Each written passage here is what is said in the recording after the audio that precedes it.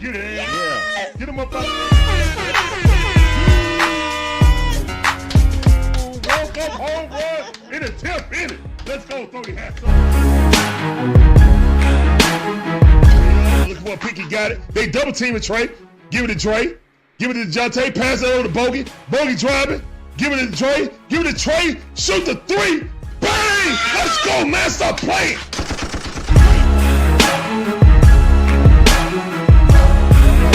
He did not put Ritter in. I'm done. Oh, this mother just put Ritter in? For what? Why would you put Ritter in right now? He know his job is done. There's nothing finer in the land than a drunk, obnoxious Georgia fan. Oh Let's go. Go, dog. Go, dogs. Go, dogs. Sickle.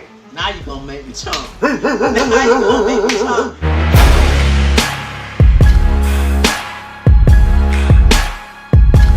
We ain't gonna tiptoe around the issues.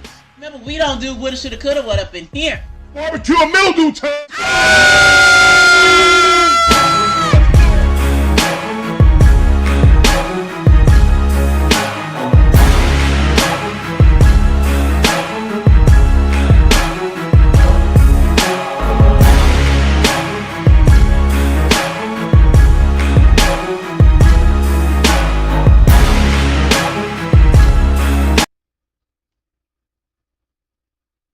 Hey man, what's going on, guys? How y'all doing, man? It's your boy Larry. This is the Dixon Way, all about the A Sports Talk. We give you live commentary on all our favorite sports teams, from the Braves, the Hawks, the Falcons, the Bulldogs, even my beautiful wife Gators. We appreciate every last one of you guys come through. Y'all see what I got on, man? I got my Braves hat on, Falcon shirt, and my Bulldog scarf. Cause you know what it is? It's rivalry week, shorty. At 7:20, we got the Atlanta Braves versus the Mets. The winner of that series goes to the playoff. Then we got Bama and Georgia, and then we got them Aints versus our beloved Falcons. So appreciate y'all coming through. Let's get it, man. Let's go. Sorry about the technical difficulties. We start off a little later, but that's all right. We up in here. We in this piece. And we got two special guests today, but first, I'm gonna bring on my boy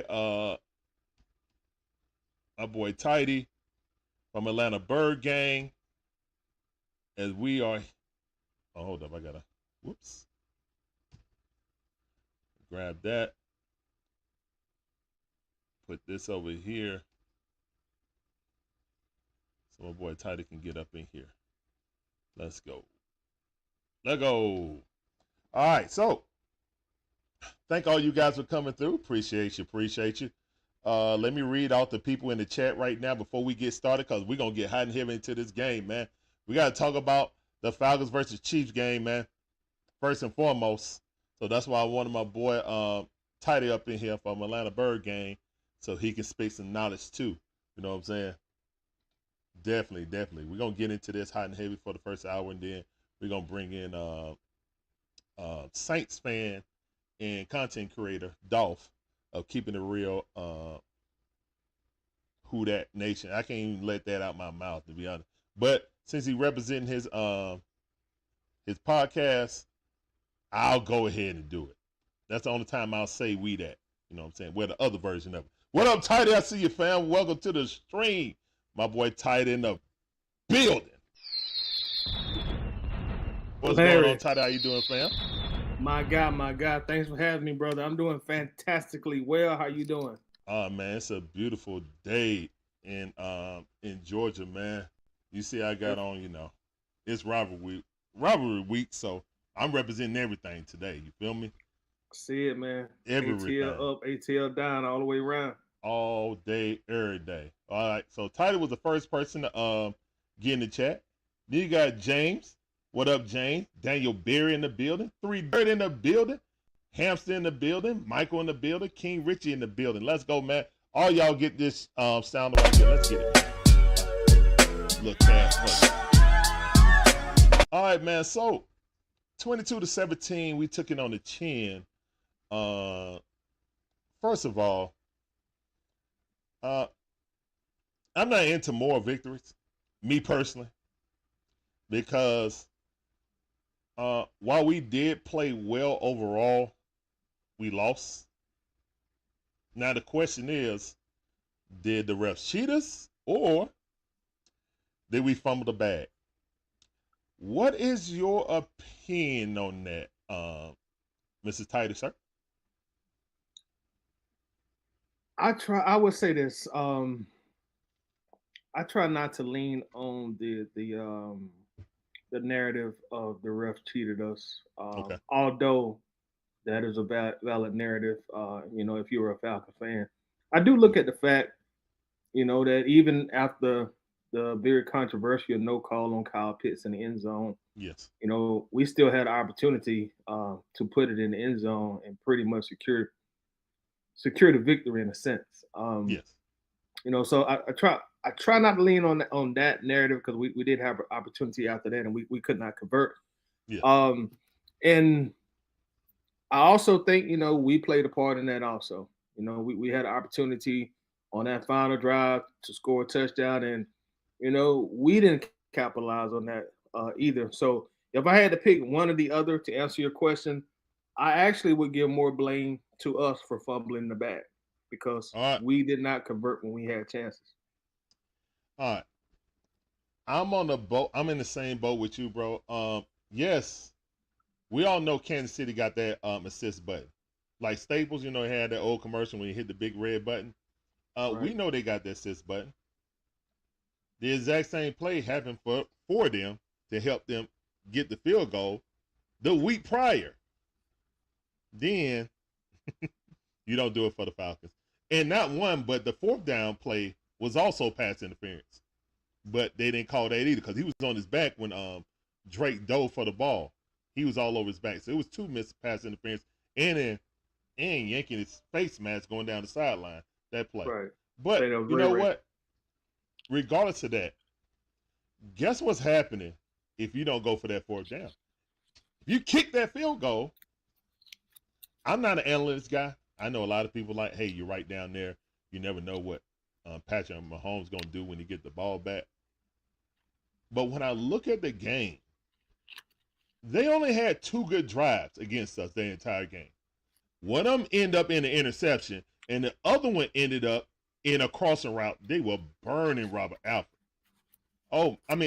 D. Alford. Hey. They were cooking him, bro. Freaking seeing it. So, Rice, that's all they did. Slant. They basically used him like Travis. You know what I'm saying? But we seemed like we had a man under and man on top over him the entire game. So he's pretty much shut out. Someone else was going to have to beat us. Unfortunately, they did. But I feel like, just like you said, I feel like we shot ourselves in the foot. I think the main thing that I keep going back to is if we kick that field goal, when we get the ball back, which happened, a lot of people saying, well, what would they would have played it differently if we no. You got the stops you needed. You was right there for a chip shot. Take the points. We escaped Philly by chasing points. You didn't learn your lesson from the previous game because we won the game. You didn't look at it from your opponent's view lens. If they would have not went for it on 4th and 3, because we got that stop on 4th and 3 in the first half, that was pretty much the game. We didn't learn from our opponent's mistakes. Okay. Now I'm glad that Coach Raheem, took it on the chin and said, all right, I'll learn from that. But yeah, I don't want to hear no Dan Quinn. It kind of felt like Dan Quinn talking about we always gonna be aggressive, this, that, and the third. But I felt like he was more so protecting, his young rookie offensive coordinator. And we're gonna move on to that. But yeah, that's kind of how I feel about it. Like, we had chances to beat them, even though, and I think the main thing, we're probably going to talk, get into the third and fourth down and stuff like that. But that doesn't even matter if we kick the field goal. We don't know situational football how bad on short yardage we are. So maybe it was a learning experience, put it up there, coachable moments. We always talk about that. But yeah, that's unfortunately, you don't want to have coachable moments in a loss. Right. Yeah. Can you expound on that a little bit, Tidy? Do you feel like that was ultimately the decider of the game, or do you feel like other factors? I do have a different perspective on it, or maybe I should say an opinion. Yeah. I really didn't have a problem with them going for it on fourth down on the next to last possession. The way I saw it from my vantage point is either way you look at it, you still got to score 6 points. So if we kick the field goal, you still got to stop Kansas City, which we ultimately did, and still come back and get 3 more points. So the way I'm looking at it, we still need to put 6 points on the scoreboard. I do like the team being aggressive, especially at home. There's an old saying in football: if you're at home, go for the win. And that's exactly what they did.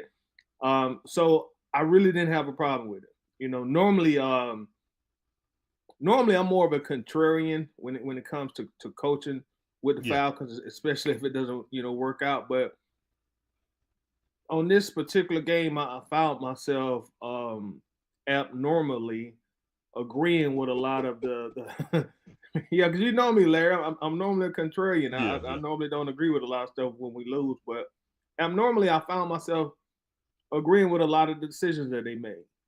If I had the headsets on and I was in the bins and if I was the head coach, I'd say, man, go for it. Let's go. You got the boogeyman on the other side of the field, Patrick Mahomes, and he has shown you time and time again that he could put the nail in the coffin, for lack of better words. So that is true. I really didn't have a problem with them going for it, man. I like the fact that Raheem did have trust in his offense, have trust in his quarterback, have trust in his playmakers, and unfortunately, it did not work out for us. So due to that fact, that does definitely open up the lane for criticism and questioning that call, because that was a very critical point. And you know how it goes. If it works, you're a genius. If it loses, hey, you've opened yourself up to criticism, and that's exactly what happened with us on that particular point in time that we're speaking of right now. But ultimately, I didn't have a problem with it. Okay. All right. So that's why I wanted to have you on, because we on opposite ends of the spectrum. Right. In my opinion, I think that, all right, I'll put it to you like this. I really haven't heard anyone put it like this. I understand the aspect of being aggressive, especially at home. Shout out to the fans, man. That crowd looked live. They look like an SEC championship game. I was just gonna say that, Larry. That looked like Georgia and Bama instead of the Atlanta Falcons game. So I was very salute to everybody that was in attendance. Y'all did a fantastic job, man. And I know the players really appreciated that. Was that the game, or was it free hot dogs? No, I'm playing. But now it might have been the dogs. It might have been. But no, all right, here's my outlook. I like the aggressiveness, you know what I'm saying? I get what you're saying. Where I'm coming from is, if we, as the Falcons, and Raheem Morris as a defensive guy, Raheem Morris sitting down with Matthew Judon, sitting down with Justin Simmons, please come here. We about to change some things. If I literally went out and recruited these guys to build a defense in my image and Jimmy Lake image, and I don't trust those guys, because, I'm going to be honest, man. statistically, it may not say it in the statistics on where our defense is ranked because we got a bend but don't break defense. Yeah. But I think our defense is way better than our offense. At this point in the season, I do agree with you there.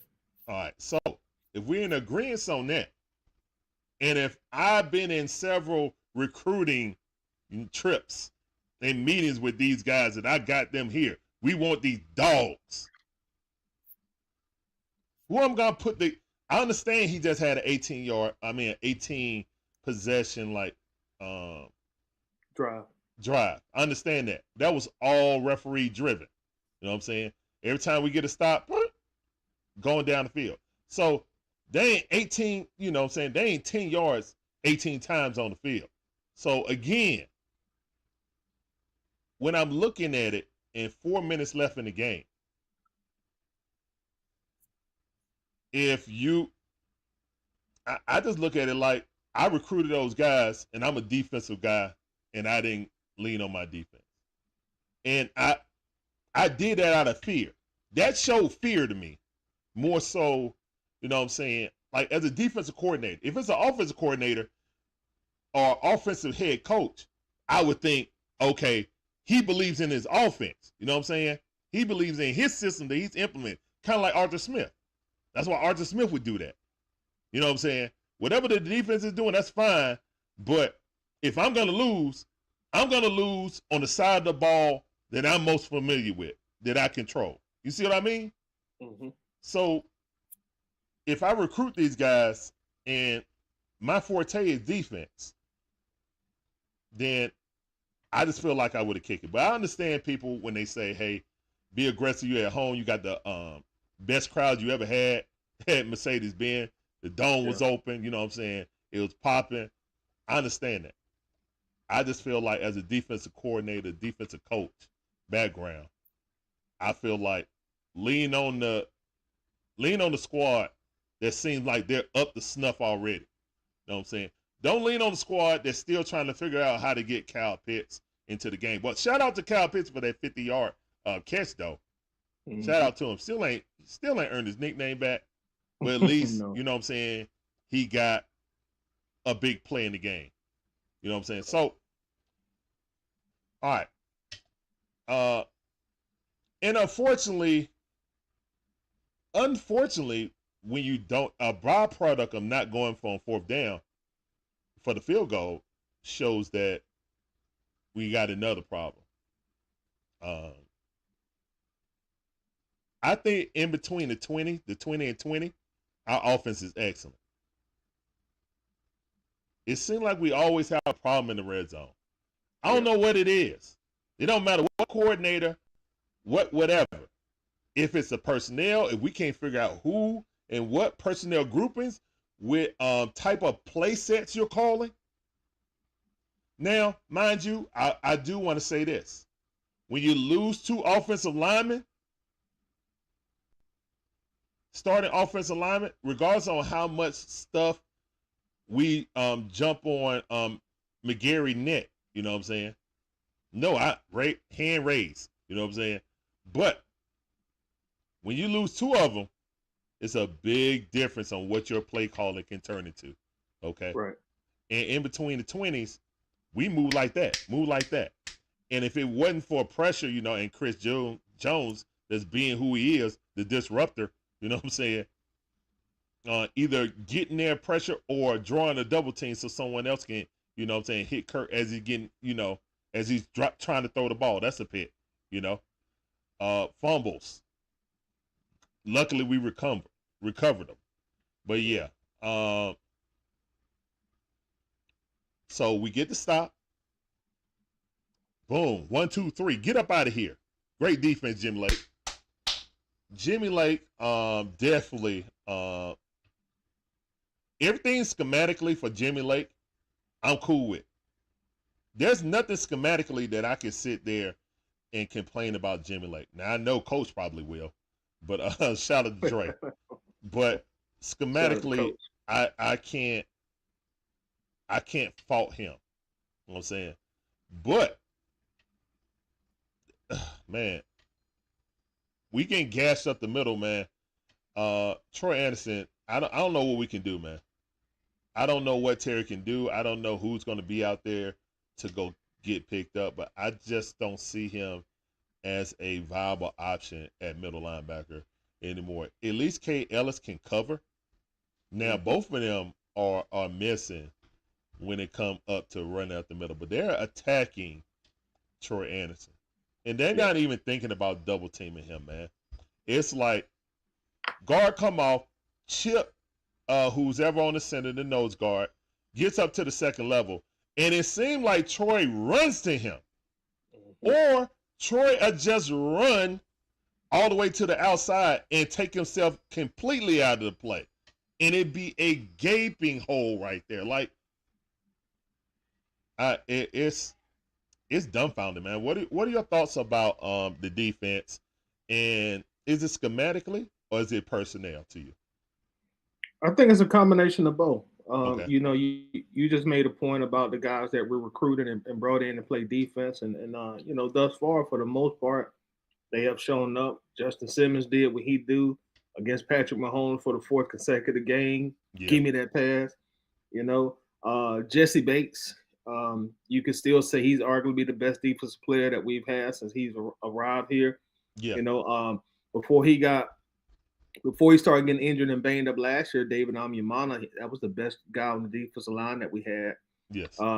And also, like you say, Jimmy Lake with his schemes, you know, so you put all those in the blender, you mix it together, man, you know, you're going to have a great beverage to drink.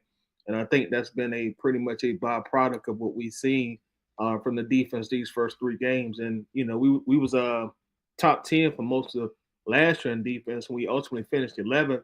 You know, and hey, for the Atlanta Falcons, you got to take that. You know, as bad as our defense has notoriously been. Yeah. So the defense, for the very most part, they've done an outstanding job thus far. Moving to Troy Anderson, I gave Troy a break his rookie year. One of my personal rules is, hey man, for rookies, give them a break. They're a rookie. You know, no matter how bad they play, they are rookies. Give them a break. Once year two comes, you're open season. You know, there's no more give you a break for being a rookie. So once year two, once year three comes, hey man, you're gonna get criticized just like the 10-year vet will.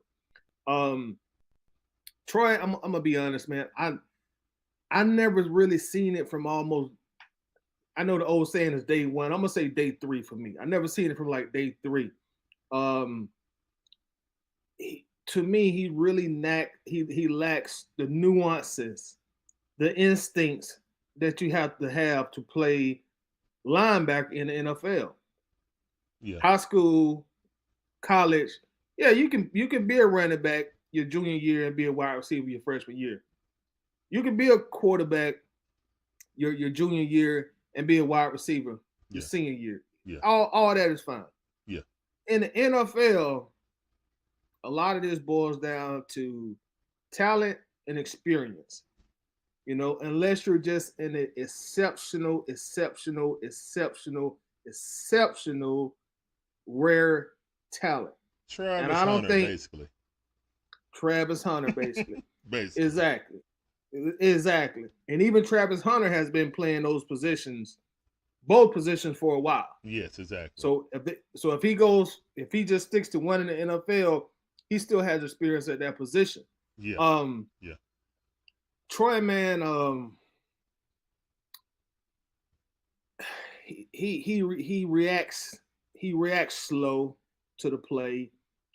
Sometimes it seems like he can't find the ball. Now there is the occasional play where he uses that speed and that athleticism, and you can kind of see what a scout or a general manager or a coach sees in him or saw in him to make that draft pick.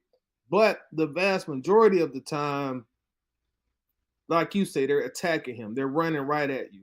Right at him. If you watch these first three games, you know, with an analyst eye, it's different between watching it with a fan eye and an analyst eye. If you watch these games at an analyst eye, you can see the offensive game plans. We're going to attack this linebacker.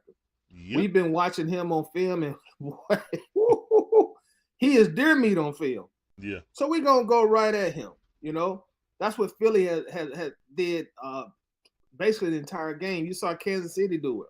Yeah. So that's why we seem so soft up the middle, because once Nate Lemon went out, you know, that was our run stopping linebacker. You know, teams usually have to think twice about running directly at Nate Lemon, because Nate Lemon has shown like, look, hey man, I can make these plays. Yeah. I may not can run a 4.4 like number 44 can, but you know, you keep running at me, I'm gonna stop these runs. Yeah. Troy, he just don't have the natural instincts. You know, he has the attributes, you know, the physical traits, you know, big guy, well, he's probably about 6'2", I guess, you know, 230 plus pounds. Combine master, you know? Right, combine master. You know, he can run, he's great on the clock, you know, as far as the time clock goes, but when it's time to put that helmet on, the shoulder pads on, like he's a liability. And then I watch him, Larry, and it's like, when he's running, it's not natural. It's not like a linebacker looks. He looks skittish out there. When it's time for him to use that 4.4 speed and that big body to blitz the quarterback, get in there. They really want you to get pressure on him and knock him off the spot. Yeah. Now, if you get the sack, that's a bonus. Yeah. But the blitz is really for a linebacker. We want you to get the quarterback off his spot, make him uncomfortable, and throw an errant pass. We will take the sack. That's a bonus. Yeah. But even when he does that, it's no impact.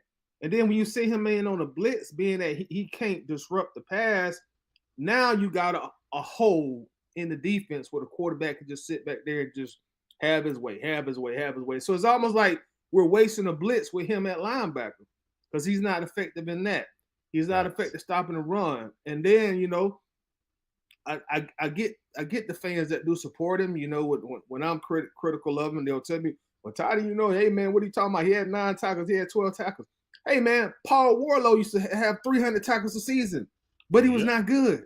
You know, just because you were filling up the stat sheets with tackles, that does not mean that you are a very good, or a great NFL linebacker.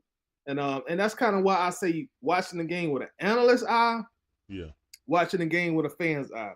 Yeah. We're going to have to do something at that position. I saw something on SportsIllustrated.com where they're saying that Nate will be back sooner than later. So hopefully we get Nate back after that 4-game injured reserve period that they have to go through. But in closing, man, Troy Anderson, he not it, man. He is definitely not it. I think Caden Ellis played pretty good for Atlanta last year, but so far these first 3 games, he started off kind of slow too. And I see the thing about that could be a result of playing with a guy like Troy Anderson. I'm not trying to give Caden Ellis a break. Fair. Chemistry with Layman, you know what I'm saying? That's what he's saying. Let's not bash Troy Anderson. Chemistry with Nate Layman is better with K. Ellis than it is with Troy Anderson. That's exactly what I'm saying. So, I don't know, man. Second round pick, and then that's another thing, Larry. That's why he's playing. Right. That's why he's playing. And when you are a second round pick, hey man, these expectations are going to be bigger. Now, going back to a guy like Paul Warlow, he was an undrafted free agent. So, you know, it was kind of hard to sit there and give him the same criticism that I'm going to give a second round pick, because an undrafted free agent, in theory, you're not even supposed to be starting in the NFL. Exactly. You're supposed to be a special teams master. And speaking of special teams master, I feel like that's exactly what Troy is. Troy's a special teams master, and he's nothing more than a depth piece, in my opinion. Sorry to be so critical of him, but hey, I got to be honest, man. Yeah, if we're trying to, you know, make moves and win this division, which is much better than we all thought it was going to be this season, we can get into that and in the second half of the show. Yeah. But all right. So let me address some of the people in the chat, because we got more people in the chat. And guys, sorry about that, James. Let's see. LH, what's up, fam? He said this is gonna be the preview of this Super Bowl. Oh my goodness, how? Both of them teams can't go. Oh, he's talking about the Kansas City and Falcons. Oh yeah, now that would be shoot. If that's a preview to the then we need other referees. Hey, we need it clean right down the middle. Taylor Swift wasn't there, but they had Roger Goodell right there. They showed him. So I was like, What oh, happened Lord. to Taylor, man? I want to see her She on come to tour. the hey. She on tour. Okay. On tour. Okay. But yeah, that could be. Hey guys, if we play up to our potential, it could be. But our division ain't gonna be a walkover like we thought it was gonna be.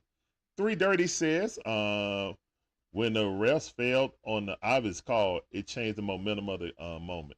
That would have been first down on the 1 yard line. Yeah, 1st and 10 on the 1 yard line. Yeah, it would have.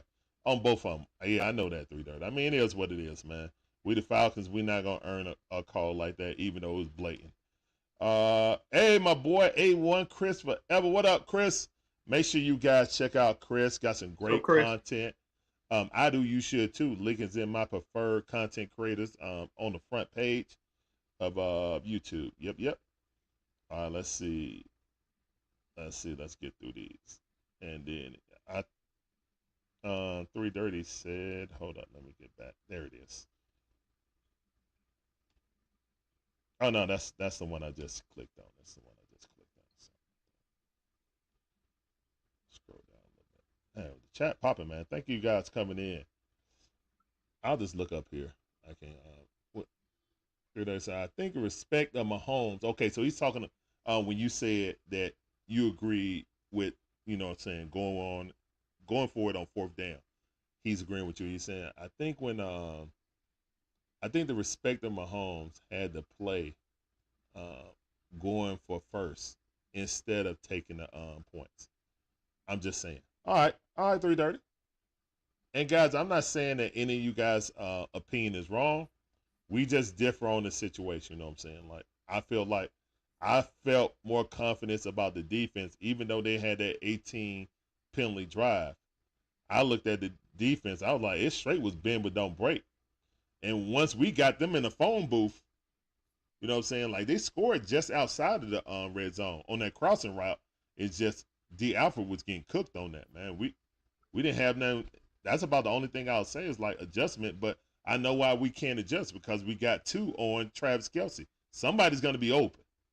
And Patrick Mahomes will find them. And Andy Reid will find them and isolate them too. So, you know, when you got 2 Hall of Famers on the other side on offense like that, it's pretty hard. You know, we're really 3 with Travis, Patrick, and Andy. So, yeah, that's an all-time trio right there. So, first ballots. Yeah, for all 3 of them first ballots. So you just got to be like, I understand the people talking about tippy cap. We hung in there. I don't want no more victories, because I wanted to be 2-1 and tied up in the division. Now we tied up with the Carolina Panthers for last place in the division. So it makes this game coming up even more pressure filled, to be honest.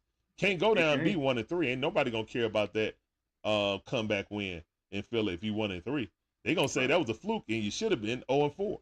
That's what the narrative is gonna be. That's what the narrative is gonna be. That's what the narrative is gonna be. The narrative is gonna be. Yeah. So to avoid the narrative, I hate to say a game in the 4th game of a 17-game series is a must win, but these are home games too, and it's division games. So you can't go 1-3 and your main rival is 3-1 with a game in hand over you. You know what I'm saying? So and that's an NFC game, more tiebreakers. So yeah, it's a lot riding on this game right now, man. All right, so let me see. A1, okay, he said could have took the 3 and possibly never been in that situation in the beginning. Yeah, and we're about to talk about that situation, but I want to get the more people in the chat. Let me get somebody down here. All right. Yeah, LA said we were tested by the champs and should have won. Yeah. Well, ain't no shoulda, woulda, couldas, man. We lost. It is what it is. It's a teachable moment. We want to have teachable moments in a victory. Unfortunately, we have in a defeat. Hopefully, the coaching staff are hard at work to minimize those mistakes and then move forward. What up, Demetrius? I see you, fam. Welcome back to the stream. It's time for you. Also, Pantheon, I see you, man. Appreciate you coming through. Welcome to the stream. I see you. All right. Terry talking about the Vegas series of the year. Oh, you talking about he said look for a sweep. We need a sweep. Oh, you're talking about the Braves. Yeah, the Braves need a sweep. All right. What's up, Martin McFly? I see you, fam. Hysterical cheese. We call him Martin McFly because he's over in London, or in Great Britain. So he's in the future right now. So yeah. Shout out to him. Yeah, appreciate you, Marty. And Marty be on our watch parties, man. It be dang on late as heck. So he like football season because we normally start at 1 o'clock. So, but I know that Sunday night game was rough for him. That's early in the morning. There go the beautiful Shonda in the building. Yes, sir.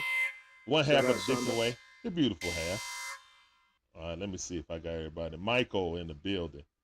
Michael said the defense just missed one dog at middle linebacker or on edge. Yeah, man, Judon trying to get in there, but, most of the coverage swings over to his side, either the running back or tight end Chip. So he's doing all he can, but we still need another dog on the other end, man, like on the other side to get some pressure, man. Trying to do it with all defensive linemen and one pass rusher right now, that's one other thing, but that's personnel-wise, and we can't really do nothing about that because, we elected to get our future quarterback instead of pass rusher. So it is what it is right there. Hey, Uncle Steve in the building. What up, family? I see you guys. Make sure you check out Uncle Steve. Got some of the best content on YouTube, Falcon related. I do. You should too. Link is in my content creator section on the front page of YouTube. He said my two favorites, still at work, but checking in, guys. Larry tell Tidy, Terry Fontenot said he left the cognac glass in the Polo suite at the Benz last week. All right, so yeah, Terry Fontenot, I don't know why you brought that name up. But yeah, appreciate you, Steve, man. Steve got great content, guys. You guys help him get to 2,000 by the end of the season. We want Uncle Steve at 2,000. All right. So, I think we addressed everybody in the chat. All right, let's get to the bare necessities. All right, so we just gonna skip everything. We stopped and we got the ball back. Boom. 17-22. It's the final score, but we can look into more of that. You know what I'm saying? So that's just a 5-point lead. We win with a touchdown. Okay. That's another thing that people say, hey, we stop them, we still win with a touchdown. So I get it. I just hate analytics personally. You know what I'm saying? I hate analytics. I feel like we lost the Super Bowl because of analytics. You know what I'm saying? Trying to be cute. So we stop them, we go down the field. Hughes pass interference extends the play. We're going down the field, boom, boom, bam. We get down and we stall out, we get in the red zone. Okay. What are your thoughts about our rookie now? I know you said you give rookies grace, so we got to talk about our rookie OC, Zach Robinson. Between the 20s, I love our plays. Well, first game I didn't because he wanted to stay. He wanted to be in the pistol like he had Matt Stafford. Matt Stafford can do that because he got one of the best arms in NFL history. You know what I'm saying? Strength-wise. Arm talent-wise. You can't do that with Kirk Cousins. He is a play-action quarterback. Okay? I want to ask you, what do you think about the third down play? Because I think that was more indicative of anything. Third down play, you get the third down in inches. Third down and half a football. What do you think about 4 wide, draw play up the middle with Tyler Algiers, with 2 of your starting offensive linemen missing? That's the caveat. That's something you have to have in your mind. Not that it was just a draw and they were doing it to us every time, but that we were missing Dahlman. Last year, I know people had a lot of complaints about Dahlman, but he was a top 10 center in the league last year. Yeah. Everybody but me. I love how he played last year. Yeah, so So, oh no, me too. Me too. You know what I'm saying? Outside of the crazy like snaps sometimes that be way too low at people's ankles. No, blocking wise, he was always playing well. All right, so what do you think about that 3rd and 1? That 3rd and 1 play. 3rd and 1. I try to look at it holistically. Okay. Again, analyst eye, not fan eye. I know these last 2 plays have been heavily criticized, rightfully so. We didn't convert. You had 2 chances to make 1 yard, couldn't get it. So with my analyst eye, I think what Zach Robinson saw, because he's calling the entire game and he's up there at the booth looking at everything, every inch that he can. I think he saw the fact and he considered the fact like we have not been able to run on these guys all game long. Yes. We averaged 3.3 yards per carry, which is very, very poor. Especially, it's poor for any NFL team, but especially for the Falcons, how we ran the ball these last few years. Shout out to Art Smith. So I think he's considering all of that. And I know conventional thinking would be, okay, double tight, get in the I formation, just punch it down their throat. Down, 3rd down, 4th down. Mm-hmm. And as you have already mentioned, we were missing two linemen. So they already don't want to run to that side already. Because when Dahlman went out, we started getting all kind of pressure up the middle. When McGarry went out, you start getting all kind of pressure on the right side. So they're really trying to avoid specifically that side of running the ball. So I guess Zach is thinking, look, let me spray these guys out. Try to get some of these guys out the box. Try to get any advantage I can to get a yard. So let's spread these guys out, get some of these defenders out the box. And look, Tyler Algier is my bully. I'm just going to hand the ball to my bully and say, hey, bully, go get me 1 yard. You can do that in your sleep, right? You hand the ball off to Algier. Got to be honest. Tyler Algier is one of my more favorite players on this team. Mm-hmm. Got to be honest. The blocking wasn't great on that play, obviously. No, it was not. It was horrible. Right. The center got thrown out of the way. Right. So with the blocking not being great, Tyler Algier,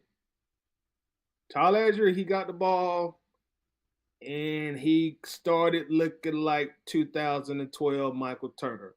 What I mean by 2012 Michael Turner, tiptoe burglar. All right. This ain't the first quarter, the second quarter. Now is not the time to try to be Bijan and dance. Get the ball, go straight, put your head down, put your shoulder pads down, lean forward, and do what you've always done. Yeah. So when we hand him the ball, he kind of tiptoeing and doing a little dancing. And hey, man, that's all the time that Kansas City needed to make the play and make the stop and stop us from converting on that 3rd down. So I really feel like, and I'm not putting any blame on anybody, I'm just telling what I saw. I think it was a combination of bad blocking on that play and also the running back simply not being his normal aggressive self.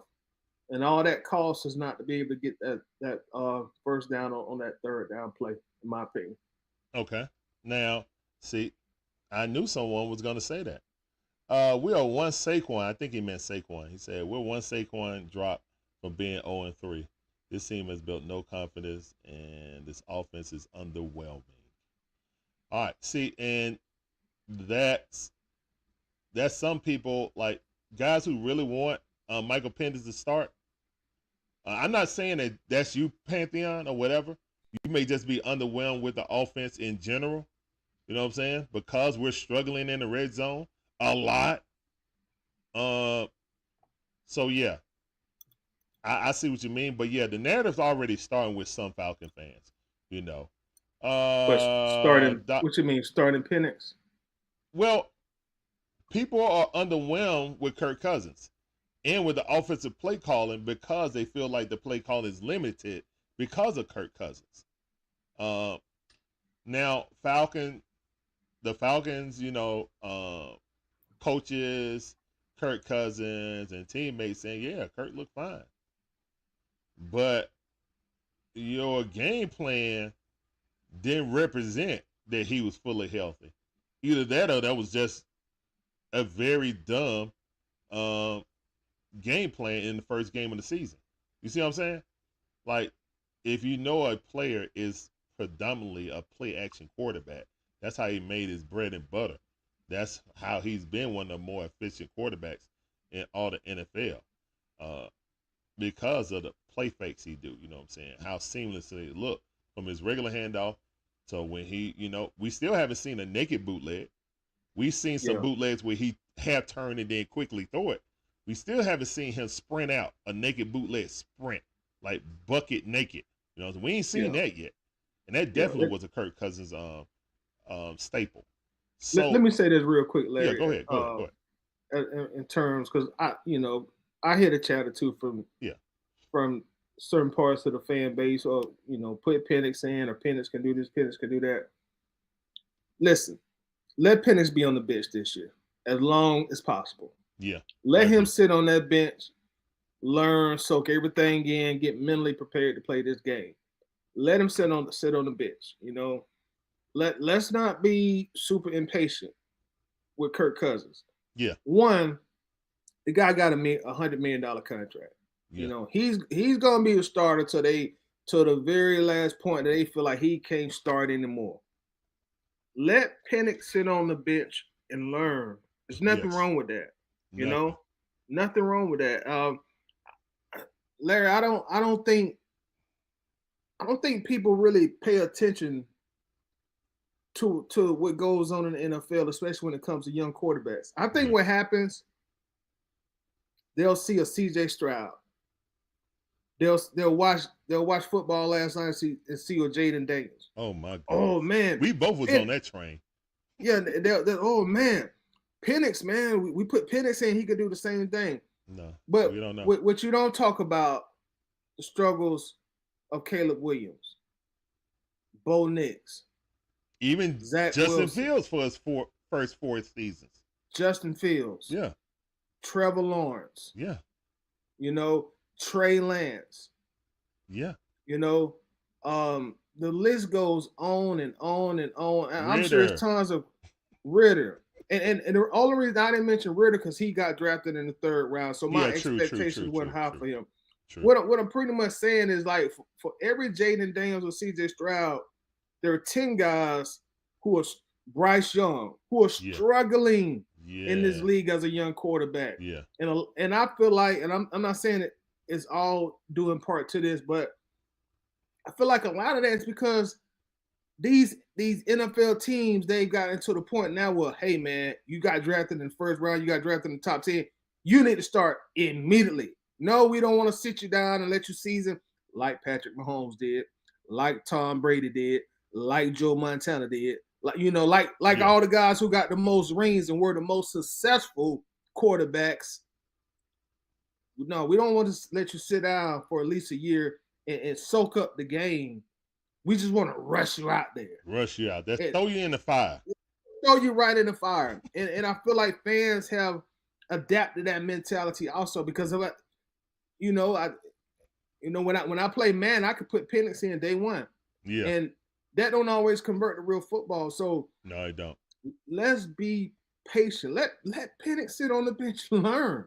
There's nothing wrong with that. No, it is, man. Microwave. We in the microwave universe. Microwave society, man. Penix is pretty much here on a 5-year deal. Mm-hmm. 4 years on his rookie contract, and Atlanta has the right to the 5th year option. Yeah. He has plenty of time. Calm down, Falcons fans. Be patient. It's only benefit him to sit down and learn while he can. I agree. I can't even say anything much on that. All right, on the 3rd down play, I think it was a horrible play because we were counting on the backup center to hold up against that Kansas City line. He was really Right. the key to that play. If you know you got a backup center, you don't run that naked draw play like that. And another reason why you don't run it, Kirk Cousins has no ability to run a RPO. When you Right. start reaching and you put that ball in the belly, there's no deception. There's no taking it out. The entire defense is looking at it. And also, there were rare times. No, I don't think Tyler Algiers was in the game where he caught a pass in this game. He caught a pass the last game. Let me just go ahead and verify that while I'm talking. But because I know he caught that like 11-yarder down the middle. Yeah, I think you're right. Yeah. And that was against Philly. So, yeah, no catches by him. So, literally, you just told them you're 4 wide. Now, let me get in my analytical mind. You're 4 wide. You got Tyler Algiers in there, and you didn't throw the ball once to him. You've only thrown the ball once to him, what, 1 or 2 times this season. One on the screen and one on a little come up in the middle, fake the handoff, come up the middle, and then catch it for 11 yards. That's it. So in my scouting, if I'm the defense, Tyler Algiers come in, 90%, if he don't run the ball, he's blocking. Okay? That's what it is. Same thing as if we're in heavy set, if we're in 21, or excuse me, on 12, so that's 1 wide receiver and 2 tight ends, and Kyle Pitts come across the formation, we always throw. That is a offensive tail. For the past 3 games, that's it. If you watch the game, guys, look at it. You're going to be like, oh, my God, Larry's right. And when it happened the first time that we run with Kyle Pitts, it'll be the first time. So, you got Tyler Algiers in the game. He only runs the ball when he come in this entire season. You spread him out wide. Why? If I'm the defense, they run the ball. They're going to have to trick me. Their tendencies is they're going to run the ball. Right. My right guard is a backup. Now, Storm has played last year or so, but he's a better pass blocker than run blocker. Mm-hmm. You got a backup center.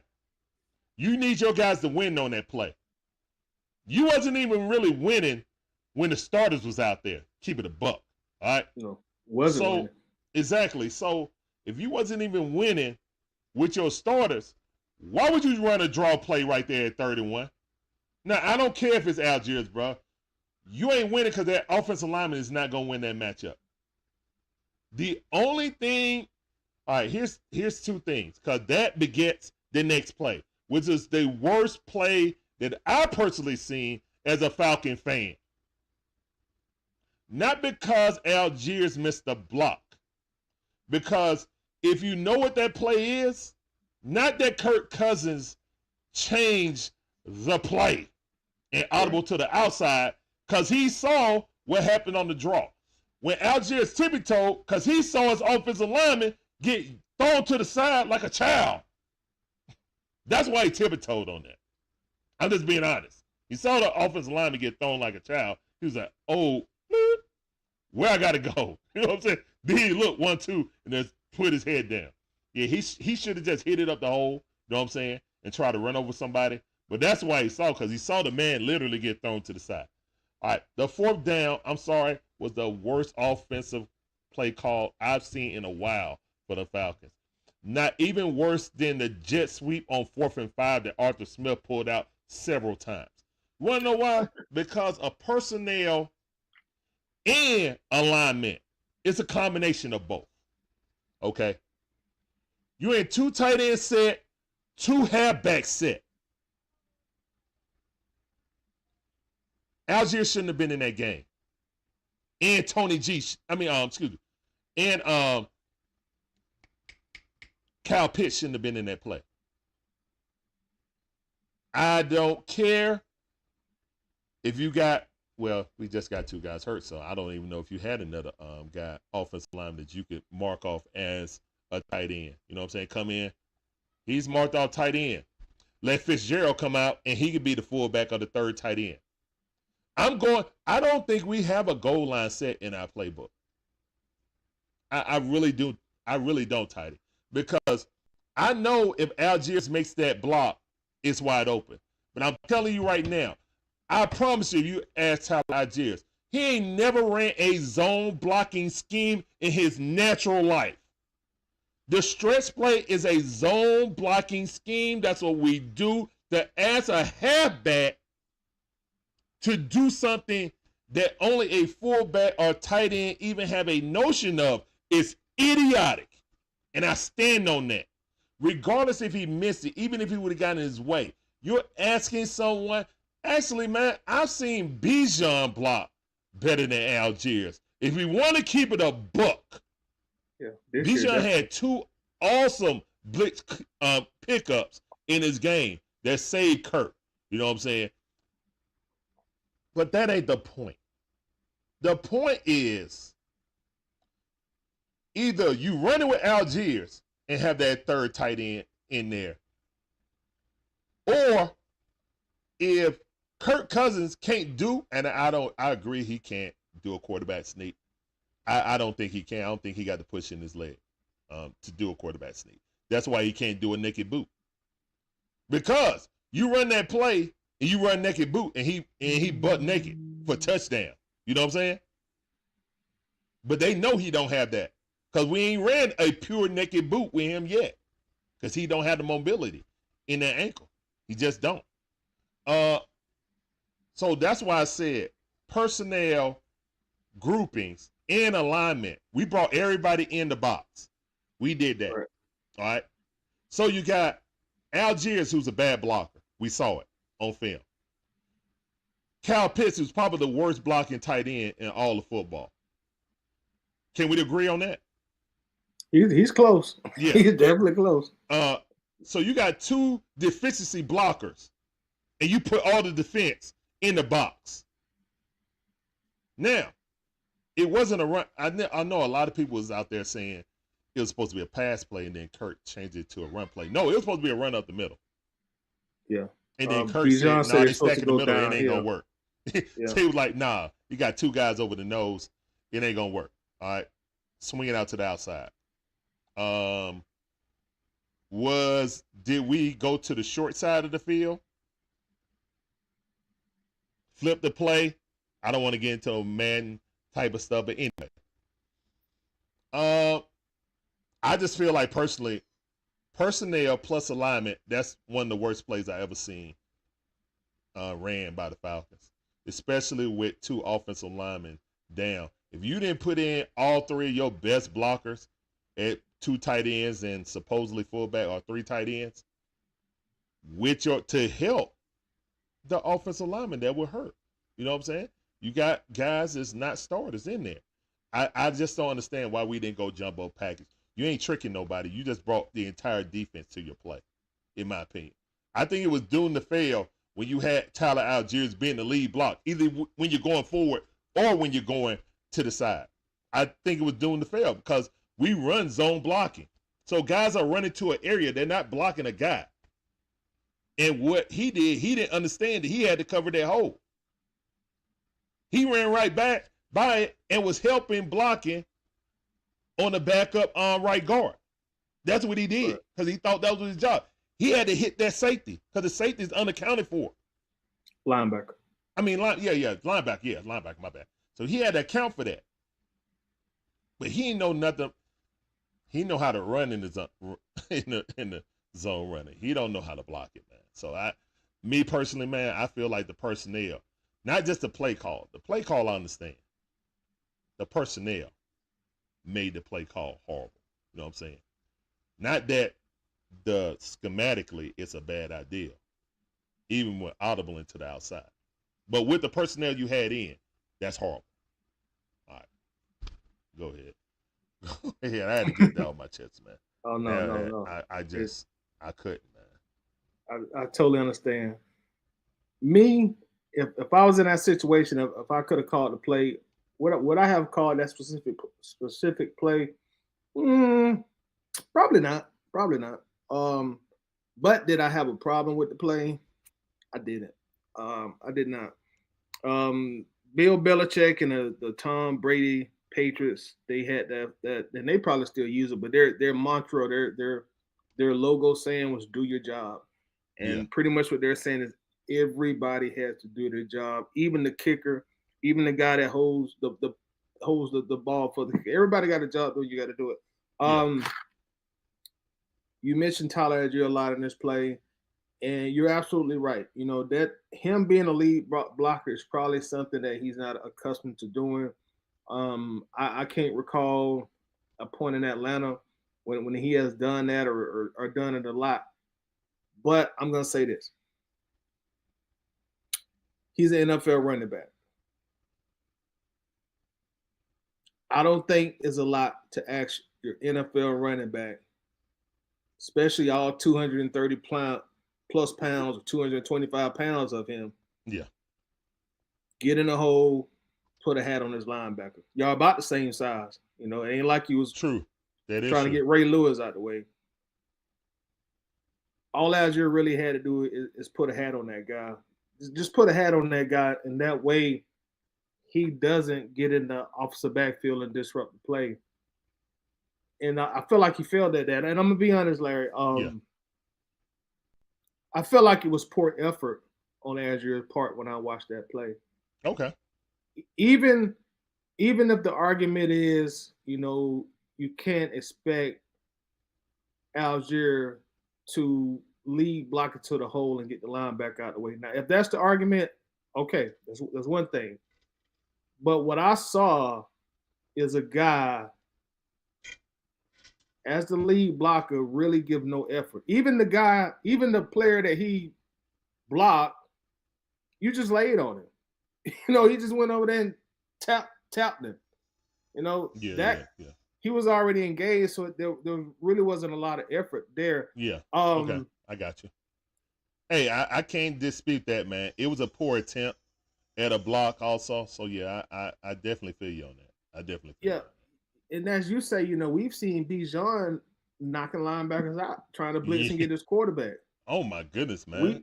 We've seen that all year. Had that in it. I didn't either. He didn't have it last year. No. So obviously that's something he went and worked on. Yeah. So I guess the way I'm looking at it as a former running back. Yeah. If the star running back can block and get his hands dirty, and he's smaller. Yeah. The backup running back, who's bigger, you should be able to get your hands dirty to block for the star running back. Because he's out here protecting his quarterback like he's Chris Lindstrom. Yeah. He's standing fools up. Like, I'm really impressed with Bijan. Now, he got to stop fumbling, but pass protection, man, we ain't seen nobody pass protect like that since Over Mahaley. And he's a fullback. Like, I'm being for real, guys. That's not hyperbole. Bijan back there, when he don't go in the pass route, he obviously worked on that, man. He is standing fools up or he's knocking them down. Like, it's amazing, man. So, shout out to Bijan, man. Straight up, man, on pass protection. Yeah. So, I feel you. If the number one guy, the guy that they hyping up, they trying to build this whole offense around that we force the ball to, we feel like Algier should get more touches. If he can get in there and get his nose dirty, then so should okay. Yeah, because this is the thing, Larry. This is the thing. This may be unfamiliar to him, but as a pro running back, you've been asked to block a lot. Even Emmitt Smith had to block. Yes, you know? Yes. So it's not a real hard concept to go in there, and really there's no technicality to it. You know, we're not asking you to be Chris Lindstrom and get your hands out and drive your feet. Just put a hat on the guy. You could play like you're running the ball and get him out the way. All he needed to do at that point, Larry, in my opinion, make contact with the linebacker. Yeah, he didn't even run in the hole. That was a problem. He didn't even run in the hole. He ran past the hole and went to the outside. He just figured Bijan gonna try to get to the outside. Right. And he didn't. Like, as a running back, you should be able to fill the hole. And I guess that's what Zach Robinson thought. He's like, okay, I got my bigger back in there. We can go either way. You know what I'm saying? Right. I personally see, don't agree with that and because that's why they both were in the game at the same time. They're because see, again, looking at it from offensive coordinator standpoint, look, I'm getting beat on the line. I'm missing 2 of my linemen. I'm getting beat. I already know they're gonna probably beat me on this play in the trenches. Yeah. So I at least need to try to make this defense as honest as possible. So if I put Tyler in and I put Bijan in, okay, now you at least gotta react because you don't know which one I'm gonna hand this ball off to. You know, so I think that's why they both was in, because that way the defense don't know exactly who's going to get the ball. And again, they ran away from the injured lineman side because, you know, of course you don't have a lot of confidence in that. Yeah. 100%. What I will say is, I think that play is better if Kurt able to naked boot, because what you do is you fake it to Algiers. And Bijan sprints across there because you got everybody in the phone booth, right? Right. You got everybody in the phone booth. If you fake the handoff to Algiers, Bijan goes out, you boot the other way, he gonna be wide open. Right. Or you gonna be wide open. You see what I'm saying? Like, because the eyes, you know, the defense eyes gonna be like, what? If I got the wide side of the field, I could throw it at Bijan 2 yards behind the line. I feel like he gonna get me 3 yards at least. You know what I'm saying? Right. On a one-on-one situation. So, but Bijan said he changed it from an inside run to an outside run. Right. You know what I'm saying? And you saw Kurt change at the line too. Yeah. So that's what I'm saying. Like, Kurt changed audible from an inside run to an outside run. All right. So if you change it to the outside run, it was never an option to do the pass play because he can't. You know what I'm saying? He can't get into a full sprint out of the naked bootleg. You know what I'm saying? So, it wasn't the play. I just feel like playing personnel. If your offensive linemen are down and they're hurt, bring in your best blockers to get you a half of football, full football. Right. You know what I'm saying? That's all. But yeah, I do agree, you know what I'm saying, Tyler Algiers, you got to put a hat on somebody. You know what I'm saying? You can't go out there like, I mean, you know how the hole supposed to open up on there. So basically what happened was, when you was running, if they would have handed it to you as a fullback, you would have ran in that gap. Yeah, that's my point. That's what he did. You know what I'm saying? So, and then he didn't have a fullback's eye to see, oh, I'm going to need to get up in this hole and turn my shoulders and boom, stop that. Because Bijan spurt through. We saw him, we saw that happen with a draw play when Bijan got hit, clipped up. But he flipped in the air, put his hand down, and went 3 yards. Right. So that's all he needed was a little bit of space to squeeze through. So, yeah. Yeah, and, but and then other than that, one other quick thing. Yeah, go ahead. Before we get off this is also another thing. You know, when you have 2 plays to get 1 yard and the defense stops you both times, sometimes you know as hard it is to do. Sometimes you know what you have to do. What? You have to.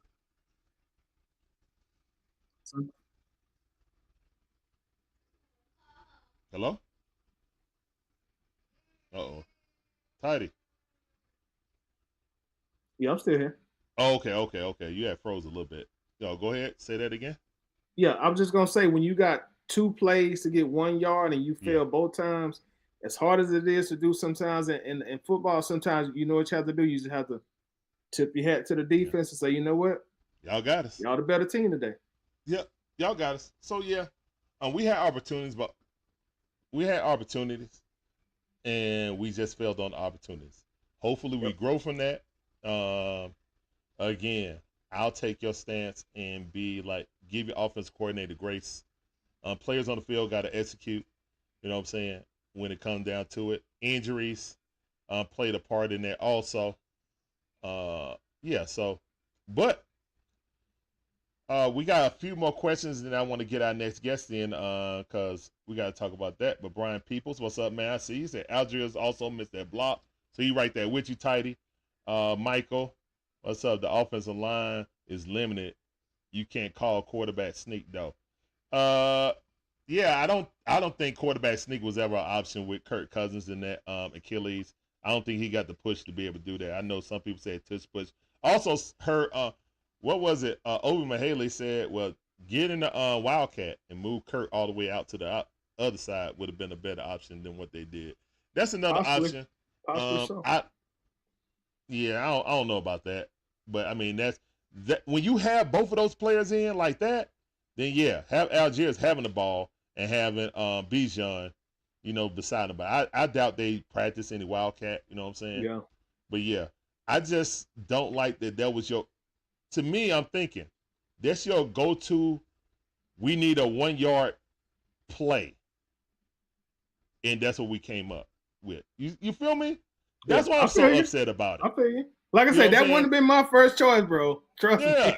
That's all I'm saying. Like every coach has a go-to. Hey man, I can get a yard off of this. You know what I'm saying? Even with Arthur Smith, we disagree with a lot of stuff they did, but every offensive coordinator feel like they got 1 or 2 plays, a pass play that can get them 5 yards, and a run play that can get them 2 yards. You know what I'm saying? Mm-hmm. So if that's how I play, yeesh. But I don't want to belay that no more, man. I think that we're all going to learn from that. I saw Zach Robinson from the first game learn and heard the criticism and look back at the film, not really paying attention to what we say because it don't matter what the peanut gallery say. But what the film say, you be like, all right, that's kind of true. Let's mix up some more play action. We've seen that. So we see our offense coordinators willing to learn and grow. So that's the positive that I'll take from it. You know what I'm saying? Tough loss, but we did hang in there. I don't believe in no more victories because more victories don't get you in the playoffs. All right. Jerry G in the building said, good evening. How you doing? Appreciate you coming in, Jerry G. Welcome to the stream. I see you, fam. All right. Jay Coop in the building. What up, Jay Coop? I see you. He said, I hated the call. Shaking my head. I mean, look, we all want our team to win. We may differ on how we think it should go, but either way, hopefully our team learns from it and we play better. And that leads me to the other part of the show. Well, it's rivalry week, right? So it's rivalry week. And we're going to bring in my boy, Dolph. Hold up, where Dolph at? There you go. What up, Dolph? Man, check out my man, Dolph Jackson, on Keeping It Real, Who Dat podcast. That's the only time I'm going to say that because I'm shouting out your channel, man. What's up, brother? How you doing, man? Appreciate you coming through. What's going on? First of all, man, appreciate you having me, my brother. It's an honor to be here, man. Doing good, man. Getting ready for little man football practice, but okay. Had That's to jump on, man. It's an honor to be here, my brother. All right, appreciate you. So, what's up, Toddy? Hey, I'm doing good, bro. What's going on with you, dog? Hey, man, ain't nothing much, baby. It's all love right now. The Sunday at 12 o'clock, baby. Yeah, Sunday exactly, at 12 o'clock. Exactly. I can't stand y'all ass for 3 hours, baby. Hey, you know how it go. That's the way of the rivalry. You know how it go. I mean, a lot of people naturally. Yeah, a lot of people naturally don't know about the Saints-Falcon rivalry, man, but it's a rivalry like a college rivalry. Sleeping on it, bro. Yeah. It's a big it is. Like the atmosphere, man, you can bring marching bands, everything, bro. They don't understand, man. Yeah. The NFL, like you said, they're just sleeping on it, man. Yeah. Man, tough loss for y'all this past Sunday. Same for us, man. And right now, look like both teams got O-line issues too, bro. Yeah, I was gonna get to that, man. Like both of us licking our wounds coming into this game. The winner of this game looking pretty good for winning this division. So not only is it a rivalry game, but I mean it have huge implications in the division, man. So what do you think, man, after the magnificent first 2 games, what happened against the Eagles? Because we faced the Eagles, so I was really interested to see the comparison on what you guys did against them to us. What was the general, problem? I know you touched on the offensive line, but it seemed like that was predicated, like Alvin Kamara couldn't get any holes and stuff like that. I want you to expound on that and how you guys think you're gonna attack the Falcons also. So what happened in the Eagles game how you guys think you're gonna attack the Falcons? Well, simply putting the Eagles game, man, the Eagles defensive interior whooped the Saints offensive interior's ass. That's it. Hands down. I mean, there's no sugarcoating it, man. They were better all day from the kick from other than the opening drive that the Saints had, and toward the end of the game when they scored the late score to go ahead. The Eagles were timely red zone intercept. You had Granderson with a sack strip fumble recovery, and we even had a block punt. Now you have 3 turnovers because I'm counting the block punt as a turnover also, but you get 0. You didn't score one time off any of those turnovers. And when you have an offense that this past Sunday was trying to find a footing, was not in any rhythm, it was obvious the Eagles' game plan was, hey, we cannot allow this team to run. We got to sell out against the run. And man, at one juncture in the game, I believe at the end of the third, heading into the full quarter, the Saints as a team only had 98 yards total offense. So the Eagles were dominating the game, yet they were trailing for the majority of the game until Saquon broke loose on that 65-yard jump.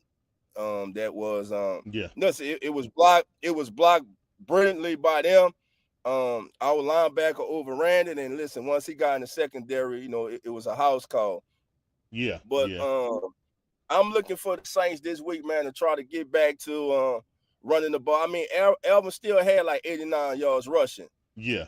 See, sometimes I believe we can get caught up in just looking at the yards. Sometimes it's just as important the number of attempts that you have than the number of yards you actually have in the game. Because we know it's the NFL. If you get one-dimensional in the NFL and you allow these excellent athletes, pass rushers, to pin their ears back and come at you, man, it's going to be a long day in the office. I don't care who you are. Even the great Tom Brady had days like that. So the Saints, just like the Falcons, man, it's going to be, you got to have that balance, man. So the Saints are going to be searching to get back to that balance. The honeymoon with Clint Kubiak kind of ended for a lot of people this past Sunday. Listen, this past Sunday, I kind of think that we were without Taysom Hill, who, by the way, looks like he's going to be dressing this right now. Dang it. Looks like he's going to be dressing this Sunday. Yeah, he's a Falcon killer. So he really is. I hate to admit that too. Me too. But the proof is in the pudding, man. I can't say nothing, man. Taysom see us. He turned to Superman. Yeah, he just balls out against the Falcons, man. But looking to get Taysom back, and this week, man, this offense, I think they need to come out, man. They need to get a rhythm. They didn't seem to have a rhythm till late in the game. And at the end of the game, listen, man, when you have a team 3rd and 16, there is no excuse to give up a 65-yard reception to a tight end who is the only main weapon they have on the field on a crossing route. 3rd and 16, we got veterans in the secondary, and you collide together. Man, being a Saints fan for as long as I have, that's when I just sit back and say, this the kind of stuff happened to the Saints. Nobody else, just the Saints, But listen, that was a big part of the game, and like I had some heated conversation with some family members who were like, "Hey, the defense, man, all day, man, they held them in there, they kept them in the game, but when they needed the most critical stop at the most critical juncture of that game, they failed."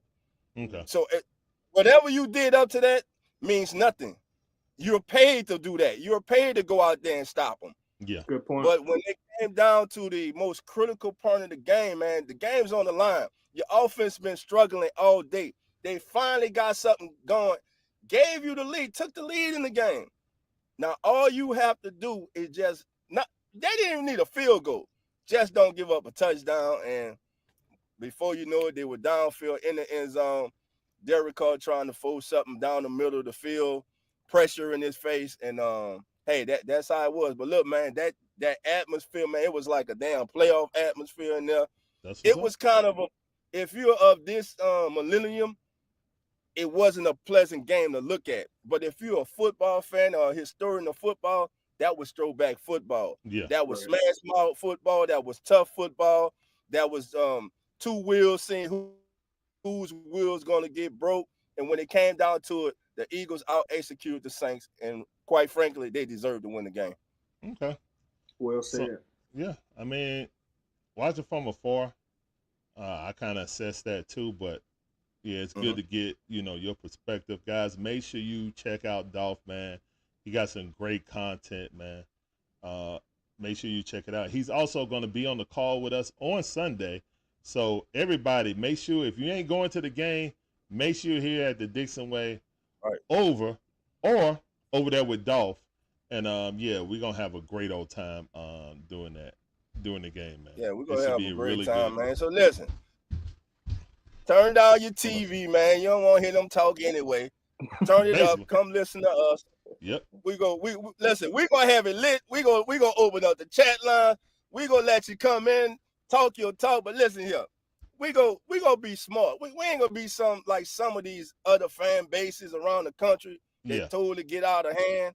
You know what I'm saying? We gonna keep it fun and loving. We gonna talk our stuff, but we ain't gonna get too personal. If you know what I mean. We gonna keep it. We gonna keep it PG and we gonna keep it respectful. Right. We want you guys to root for your team. Don't be nasty about it. You know what I'm saying? And we come in, have some fun, have some good old time. And when the Falcons win, then hey, it's celebration. Well, that ain't what happened. But anyway, I mean, it's good to dream. You know what I'm saying? It's good to dream. And listen, we want to know. Listen, when you come on, we want to know what you're cooking, what you're drinking. We want to know your pregame meal and everything, man. We want to know all that. Listen, like Larry's saying, man, it's gonna be a great day, man. Looking forward to it, man. And I need everybody to come on in, man. Hey, who that nation come in represent, man. Subscribe to the Dixon Way. Everybody on the Dixon Way. Also, I do a show called The Kickback. It's after every Saints game, but it's not just about the Saints. It's about the entire NFL. Man, it's like being at the barbecue and the family function. We talking out with tall people and they're drinking. They're eating, you're crying because the Saints or whoever them broke your heart. And then before it's over, we're leaving out with smiles on our faces. That's what it's about, man. And we're going to have that this Sunday, man. All right, that's what's up, man. That's what's up. Well, thank you for coming in, man. Guys, like we said, man, it's rivalry week, man. We got the Mets versus the Braves. Whoever wins this series goes to the playoff. Other one going to be chilling at home watching the Falcons. So, yeah. And then we got Bulldogs versus Alabama. Huge game. That's why I got, I'm representing all teams today. I got Braves, Georgia Bulldogs, and the Falcons. So, yeah. What's y'all thoughts on that game, man? Oh, man. Going to be tough. Look, I always said it wasn't really Bama. It's Nick Saban. Nick Saban gone. Nick Saban beats all of his former assistants. Let's see what they can do. I think it's going to be a good game. Because normally, when we play like against Kentucky and play a game like that, we normally come out playing well. So, okay, phone chart, son. Okay, go to mama, please. What's y'all thoughts on Carson Beck, man? Carson I think Beck? he's all right. I think he's being blown up because he's at Georgia. I don't see a first-round quarterback when I see him play. Ooh. Tackle that, T.D. You get it. Dolph, I know exactly where you're coming from, man. I'm gonna be honest. That's my team, loving to death. Carson is being protected by one of the best, if not the best, offensive lines in college football. Right. I don't see Carson Beck as a dynamic quarterback that he gonna put the team on his back and win like we've seen a lot of other great college backs do. But at the same time, he really ain't gonna lose you no games either. You know. So I don't want to be disrespectful when I say he's a very, very, very good game manager.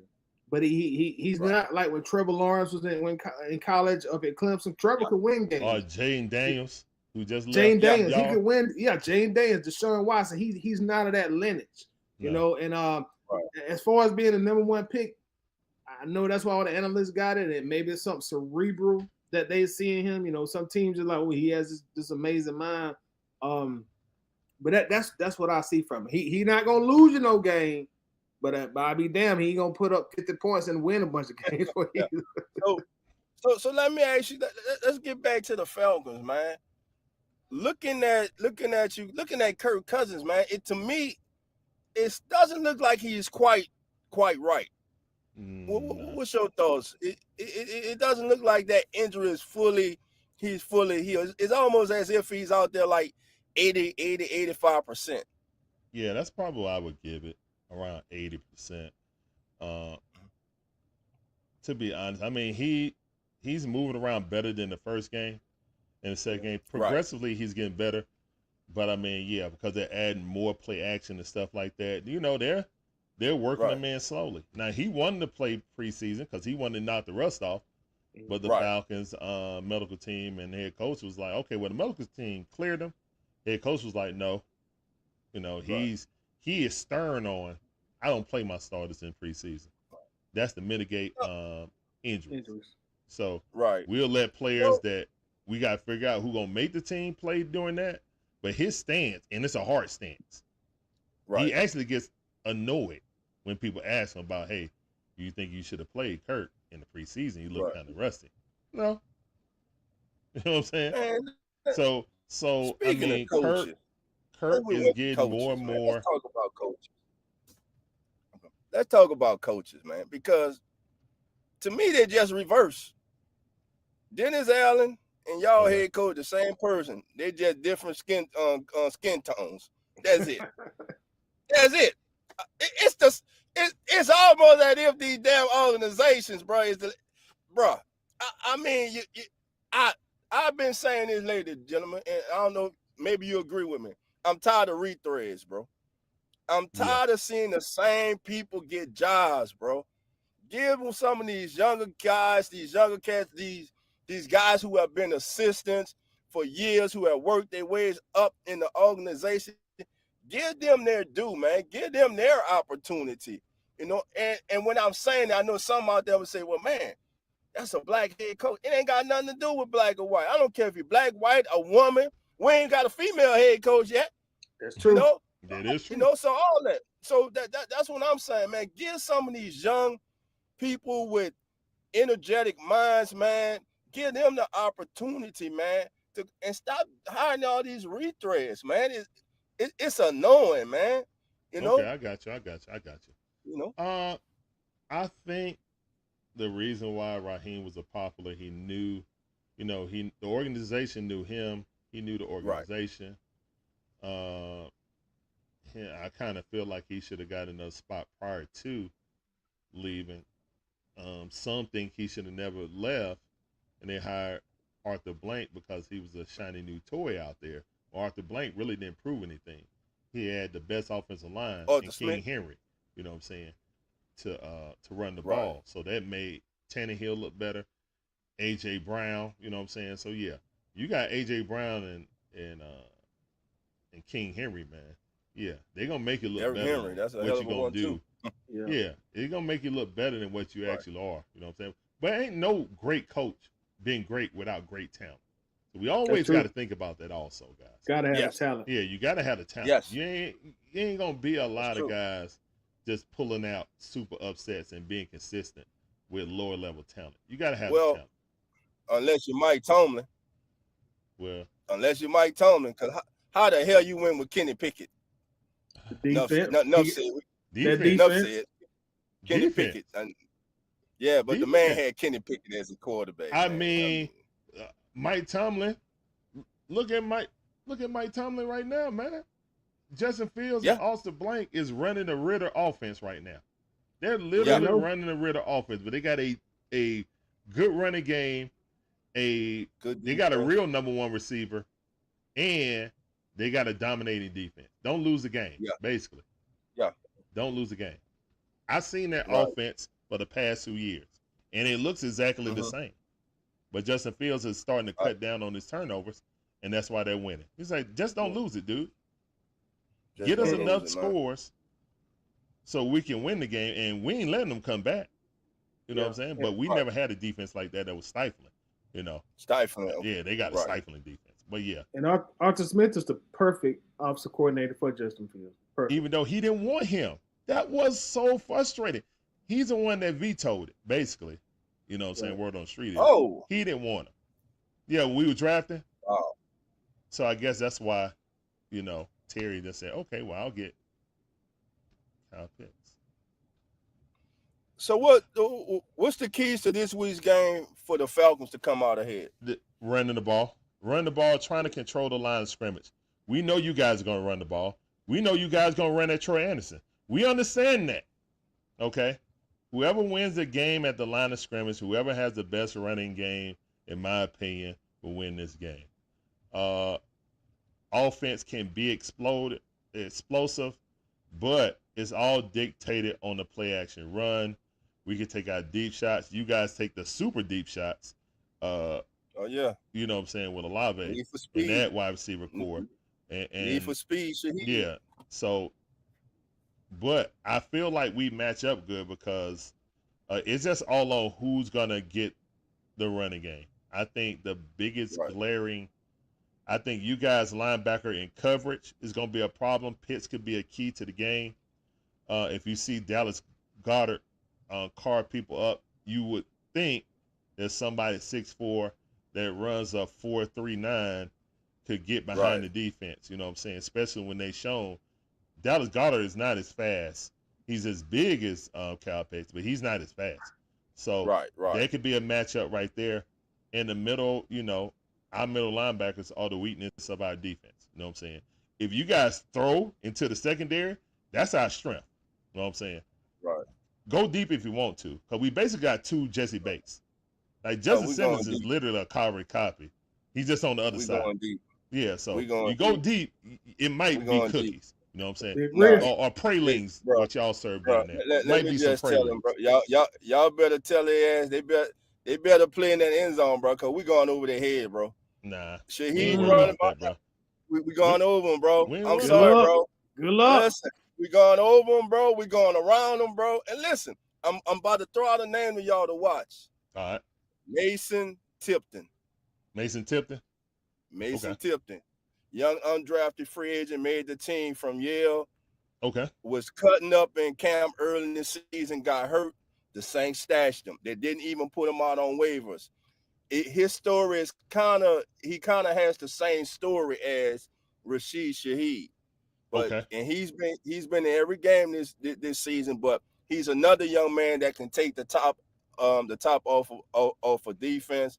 And of course, the X factor comes back this week in Taysom Hill. And Kubiak has showed the first 2 weeks, man, he's had him. Taysom's been fullback, H-back, slot, quarterback, halfback. I mean, hell, we even had Taysom line up in the damn eye and get the ball, man. So right now he's being so imaginative with Taysom Hill. And one of the first things he did when he accepted the job was he personally flew out to Taysom Hill's home to sit down and talk to him and let him know how he planned to use him. So Taysom Hill was a big reason for him coming to New Orleans also. But just as far as the Saints go, have to get back to running the ball this week. Derek Carr thrives off play action. If he has a running game and he's able to get play action, he's gonna live all day off that, man. Yeah. That's his strength. Again, curious to see how this offensive line performs, the interior, the center, and the 2 guards this week. During the offseason and the preseason, everybody was worried about Trevor Penning, but from preseason game 2 on up to this upcoming game, Trevor Penning hasn't been a problem. The problem has been the goddamn guard, the left guard and the right. Now, Cesar Ruiz and Louis Patrick last week, like I said when I came on, excuse my language, I didn't mean to cuss on your show, man, but they got their behind with. I'm going to say they got their behind with last week. There were times, man, where they didn't even touch Carter, man. And I'm like, dude, y'all get paid too. How the hell you totally miss him? And, man, it at one point, it got downright embarrassing, man. You know, so I'm sure those guys, they got pride. They watched the film. We fans, we upset. Listen, nobody's more upset and disappointed than the guys who go out there every day blood, sweat, and tears and lay it down than they are, you know. So Right. again, for the Saints to win, got to bring up that defensive performance other than the end of the game. And offense has to get going early, man. We can't afford to wait till late in the game, the full quarter, to get going. So my call for this game gonna be a typical Saints Falcons game.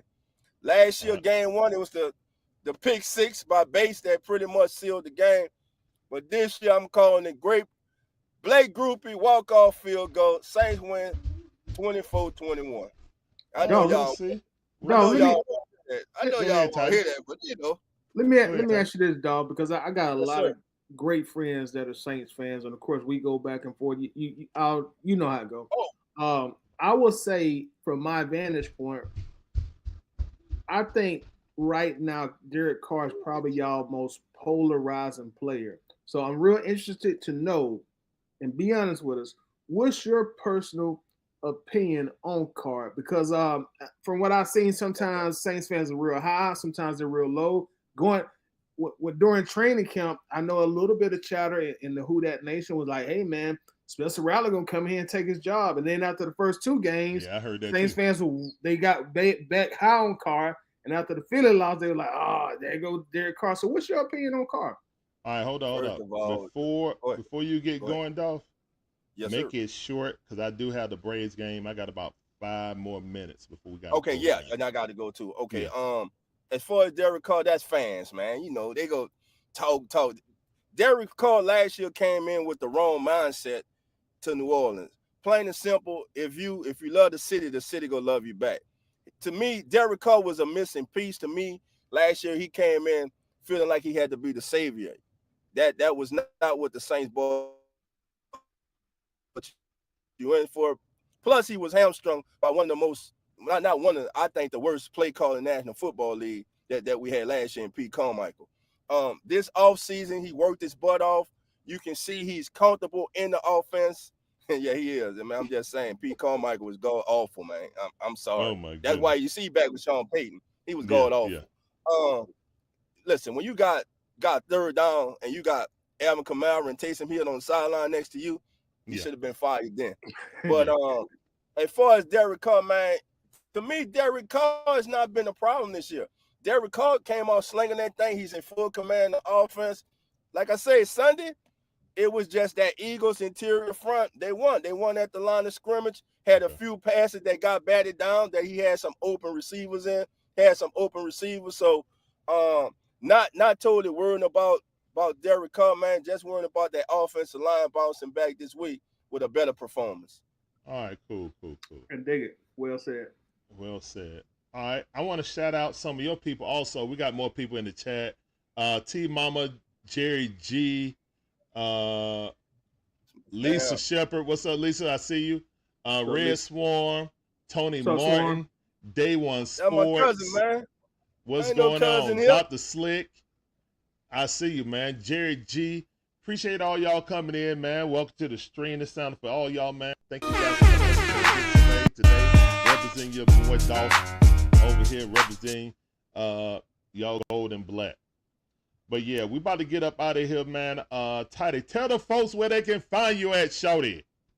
You can find me everywhere on social media at Atlanta BirdGang. Right there in parentheses at where my name is at. Yes, sir. All right, Dolph, tell them where you're at. Hey, family, you can find your boy Dolph on the Come On In Sports Network and also on the Keeping It Real Who That Sports podcast. And by the way, every Sunday at 10:05 a.m. Central, man, turn down your TV and come on in to the #1 pregame show on all social media as the NFL turns, which is hosted by myself, Zach, Nonfiction, Coach Rod, Jeremy, who I'm forgetting, Carlos, PJ, TJ, man, we all in there, man. We break down every game. We have special guests come in, man. So come on in this Sunday. And of course, looking forward to this Sunday doing the germ screen, man, with Larry and the Falcon family, Who That Nation, and Rise Up. Well, I don't know what that means, but Rise Up, I don't know what that means. You're going to find out Sunday. Yeah, rise up from the ashes, cause We y'all gonna find out Sunday. everybody set that ass on fire Sunday, baby. But, hey man, All hey right, brother, we're gonna see. it was a pleasure, man. Thank you for having me, brother. Thank Appreciate you coming on, fam. Appreciate you coming on. Good talking to you, dog. All right, appreciate you, fam. Same Thank here. you Hey, guys Toddy, for coming you got a channel? Yeah, I'm at Atlanta BirdGang. Hey, Larry, Yeah. inbox me his link so we can follow each other. All right, cool. Yeah, Got so you. so I can follow. Got it. Yeah. All right, brother. Y'all have a good one, man. All right, Dolph. Dolph. Be good. Appreciate All right, you. bro. Who that, baby? Nah, we that. Stop playing with me. Stop playing with me. All right, man. That's my boy Dolph. He's gonna be on the dual stream. We're gonna have a good old time on Sunday, guys. Love doing these dual streams, and definitely wanted to do it with our heated rivals. So yeah, that should actually add more fire to it. What up, Red Swarm? I see you, fam. Welcome back to the stream. I see you. All right, so yeah, appreciate all the people that represent the Saints fans in the chat also. Appreciate you guys. We're about to end the stream right now. Appreciate my brother Tidy right here getting on. Hopefully you guys enjoyed the content. It was some good spirited. We ain't agree. We agree to disagree, but hey, it's all love, baby. Because we all want the Falcons to win. We're about to whoop these Saints, man. I ain't worried about this, man. Yeah. What we need to do is just take that game plan that we did against Philly and duplicate that. Them guys soft up the middle, and Cal Pitts should go off. This should be a unicorn game right here. Like I said earlier, it should be a unicorn game. If Goddard, slow-footed self, can outrun all their linebackers, Pitts better, like, they need to see that and be like, all right, man, we need to take advantage of that. That is the weakness. Also, we better worry about not throwing it to the teeth of their defense because their safeties is good too. So, kind of mirror image, you know what I'm saying? Offensive line, shifty, multiple dual threat running back. They don't have a power back like us. You know what I'm saying? But Taysom Hill do everything. So yeah. All right. We're about this thing, man. I'm about to sign off right now, guys. And then we're gonna be back at 7:20 for the Braves versus Mets. It's rivalry week, man. Beat the Mutts. Beat the Mutts. Appreciate you having me on, Larry. We gotta beat the Mets. We gotta beat them, man. All right, brother. Thank you for coming in. Everybody, make sure you have a great day. Appreciate you coming in, Lisa. Appreciating the ain'ts. That's too far. Go fast. I see you, Lisa Shepherd. Lisa Shepherd said, appreciate the Saints. That's going too far. I hear you. Shout out to Wolf who's in town. I saw Wolf take a picture with Lisa. So yeah. Shout out to Wolf coming down and enjoying himself on vacation. He's up in the Northeast representing the Falcons. So shout out to him, man. But we're up out of this thing, man. We'll see you guys in about 20 minutes. All right. Peace up. A-Town down. Deuces.